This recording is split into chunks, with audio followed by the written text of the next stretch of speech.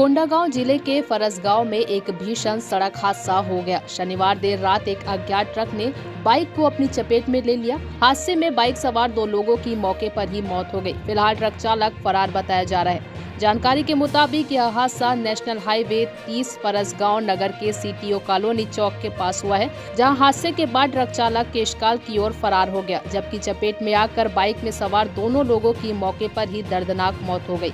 बताया जाता है कि शव की बुरी तरह कुचल जाने के कारण मृतकों की पहचान नहीं हो पाई है। घटना की जानकारी मिलते ही फरसगांव पुलिस मौके पर पहुंची।